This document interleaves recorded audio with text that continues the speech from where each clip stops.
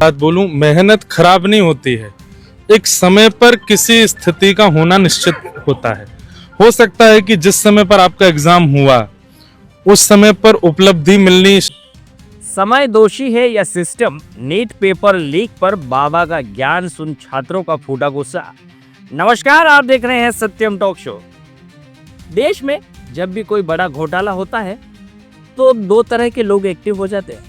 पहले वो जो जांच की मांग करते हैं और दूसरे वो जो बताते हैं कि यह सब समय की चाल है। जी हाँ, नीट यूजी 2026 पेपर लीक कांड, जहां 23 लाख छात्र और उनके परिवारों की रातों की नींद खो चुकी है, वहीं एक स्वयंभू आध्यात्मिक कथावाचक ने बड़ी सहजता से पूरा दोष समय और ईश्वर की मंशा पर डाल दी। वीडियो में महाराज जी बड़े शांत भाव से कह रहे हैं, मेहनत कभी बेकार नहीं जाती, समय आने पर सब ठीक हो जाएगा, जो दोषी है उसे कानून सजा देगा, चिंता मत करो, सब ईश्वर की मंशा है। ठीक है, वाह महाराज जी, क्या बात है। अब अगर कल बिजली चली जाए तो क्या वो भी समय की लीला है? अगर ट्रेन लेट हो जाए तो क्या वो भी ब्रह्मांडीय संकेत है? अगर पेपर लीक हो जाए, सिस्टम फेल हो जाए, लाखों छात्रों का साल बर्बाद हो जाए, तो क्या उसमें भी समय ही दोषी है? सवाल ये नहीं कि महाराज जी ने क्या कहा, सवाल ये है कि उनसे ऐसा सवाल पूछा ही क्यों गया। एक कथावाचक धर्म और आध्यात्म की बातें कर सकता है, जीवन दर्शन समझा सकते हैं, भक्ति का मार्ग दिखा सकते हैं, लेकिन शिक्षा तंत्र, cyber crime, paper leak network, सरकार की जवाबदेही और परीक्षा प्रणाली पर उनसे विशेषज्ञ राय की उम्मीद करना वैसा ही है जैसे अस्पताल में जाकर प्लम्बर से हार्ड सर्जरी करवाना। जिसका जितना ज्ञान वो उतनी ही बात करेगा। महाराज जी के पंडाल में पढ़े लिखे लोग भी आते हैं और अनपढ़ भी आते हैं। ज़्यादातर वो लोग आते हैं जिनकी आस्था अटूट होती है। आस्था रखना गलत नहीं है, लेकिन आस्था और अंधविश्वास में फर्क होता है।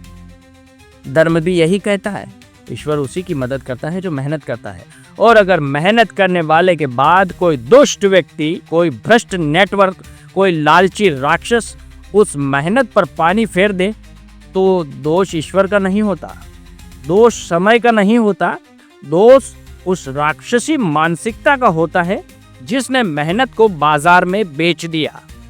आज सोशल मीडिया पर तरह तरह की बातें चल रही है, लोग बड़े बड़े नाम जोड़ रहे हैं, कुछ गिरफ्तारियां हुई हैं, जांच चल रही है, कई आरोप राजनीतिक गलियारों तक पहुंच चुके हैं। अगर सिस्टम में सड़ान है तो उसका इलाज प्रवचन से नहीं, कार्रवाई से होगा। अगर परीक्षा तंत्र में भ्रष्टाचार है तो उसका समाधान भजन मंडली नहीं, जवाबदेही है। लेकिन अफसोस है, हमारे यहाँ हर गंभीर सवाल का जवाब या तो कर्मों का फल बन जाता है या समय खराब चल रहा है कहकर टाल दिया जाता है। महाराज जी ने समय को दोषी बता दिया, जैसे समय ने खुद जाकर पेपर लीक करवा दिया हो। कल को अगर चोर पकड़ा जाए तो कह देंगे, अरे भाई इसका समय खराब चल रहा था इसलिए चोरी हो गई। देश के 23 लाख छात्र जवाब चाहते हैं। उन्हें ज्योतिषी सांत्वना नहीं चाहिए, उन्हें निष्पक्ष जांच चाहिए, उन्हें मजबूत सिस्टम चाहिए, उन्हें ये भरोसा चाहिए कि उनकी मेहनत किसी भ्रष्ट सौदे की भेंट नहीं चढ़ेगी। क्योंकि शिक्षा मंदिर है और मंदिर में अगर पुजारी ही सौदा करने लगे तो फिर भगवान भी चुप नहीं रहते। अब देखना यह है कि इस बार न्याय बोलता है या फिर एक बार फिर से सब कुछ समय आने पर छोड़ दिया जाएगा। कैंसिल हो गया है तो बच्चे, नीट के जो बच्चों का एग्जाम कैंसिल हो गया है वो बच्चे बहुत व्यथित हैं। उनको लग रहा है हमें दोबारा देना पड़ेगा, हमारी मेहनत खराब हो गई। तो महाराज आपसे रिक्वेस्ट है कि नहीं, क्या मैसेज देना? मैं आप सब बच्चों को एक बात बोलूं, मेहनत खराब नहीं होती है। एक समय पर किसी स्थिति का होना निश्चित होता है। हो सकता है कि जिस समय पर आपका एग्जाम हुआ उस समय पर उपलब्धि मिलनी शायद अनुकूल नहीं होगी, इसलिए ठाकुर जी समय पर होता है जो कुछ भी होना है।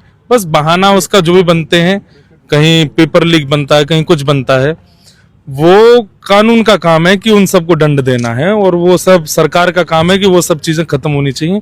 पर बच्चों के लिए मैं चाहूंगा, समय बहुत बलवान है और समय से पहले, समय के बाद कुछ भी नहीं होता।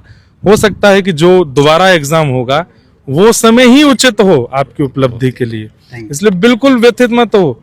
बिल्कुल भी परेशान मत हो, सब मंगल में होगा, ध्यान रखना अपना। गुरुदेव